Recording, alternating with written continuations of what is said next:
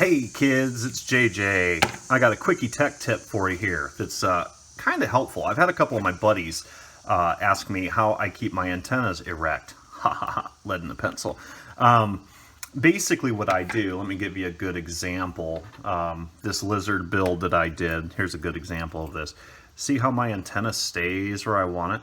Boink, look at that. That's not just heat shrink in there doing that. Let me show you what I do to get this going. This is kind of an impromptu video, so you need a hot glue gun, and you need this thing like cheerleader hot, okay? Hot as you can get it.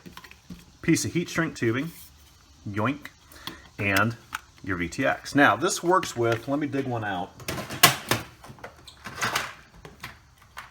I do this with these too, these little things. I'm actually going to put this in my Toad. But these are hard soldered antennas, and I've done this in a video before. You basically put a bunch of hot glue around the antenna and down to the base. I put way too much on this one. Slide the hot glue over it, and it'll automatically shrink the hot glue. And it basically, I have never broken one of these. And I fly these on a lot of my little brushed micros that I used to fly a lot. And it really helps protect the board. They usually don't look this tacky. Let's see if I got another one that looks a little bit better. Yeah, usually they come out looking like this one. And you can just pick off that schmutz on the outside there. No big deal. Okay? This really protects these. I crashed the crap out of these things. Never broke an antenna. But that's pretty much solid. These guys, I love these transmitters. This one in particular is a 200 milliwatt, but usually I buy these in the 25, 50, 200 switchable style. The drawback to this antenna is the fact it can pop right off. This is just a little connector and it'll pop right off. So what we do, this is kind of is a twofold trick. And I apologize if I don't get this in shot, but I bring the heat shrink all the way down to the base of the camera transmitter. And then I cut it somewhere around the top of the widest part of that antenna. Slide it over to make sure she's going to fit. Yeah, not too bad. Round it out a little bit so it slides over easy. You'll see why in a minute. Yeah, that's not so bad. Now, I'm going to try and get this in shot. I may not. What we're going to do, we're going to put a bunch of hot glue down here at the bottom. And then, hang on just a second. Sorry about that, had an interruption. So, what we're going to do is we're going to put a bunch of hot glue down here at the bottom and then a skinny little string of it as good as we can along the antenna. So here's what we're going to do. See if I can get this in shot. Just like that. And very quickly.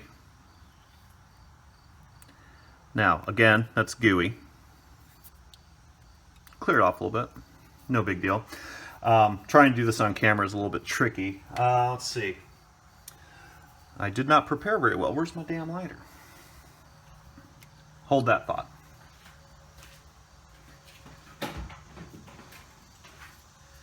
Then what you want to do, grab a lighter, finish off the heat shrink. Never get the flame on the heat shrink. It will burn. You want to hold it above the heat. Okay.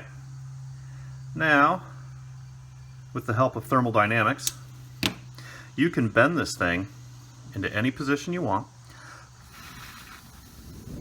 Blow on a little bit. Hot date here. And once this thing cools off, it will keep this form. Okay?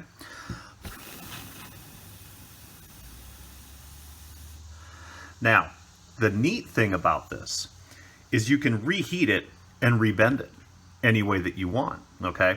So, like this one right now, obviously I'm not putting in a model, but a week from now I'm probably gonna stuff it into something, and when I do, if I need to adjust that, that angle, look at that, bam, boom, boom, boom, boom, boom. It stays perfect. It will bend, it's robust, it will not become disconnected from the VTX, which is one of the main goals, because if that pops off during a wreck, or a crash, sorry, then you will burn up your VTX. So that's an added safety feature, but look at that. Bam, bam, bam. That puts lead in your pencil right there. So if we want to change that, give it a little bit of warmth. Look at that. And there you go. And I'll just hold it like this. This is a great trick because one, it keeps your antenna out of your props, for one thing. Okay, bam, look at that. The other thing is it keeps it extremely flexible, so you're not putting anything rigid in there.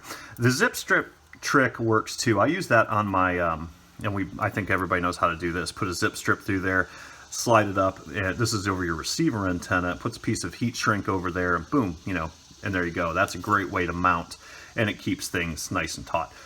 But for these, that's not as easy to do because you don't have as much space.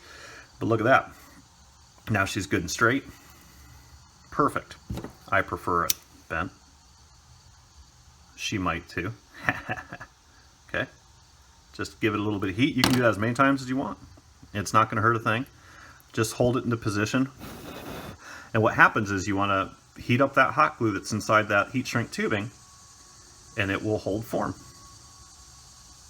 This is a great little trick, and I really recommend if you're using these types of VTXs, definitely do it because it will keep, now it turned out kind of schmutzy, it'll keep that sucker from popping off. So great trick to do, I think, anyway, and if you don't like it, then don't do it.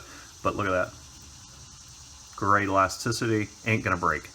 Adds stability. So there's my quick tech tip for the day. Have a good one, guys. Keep shiny side up. Subscribe. This is brainwashing hypnotism. Subscribe. Laters.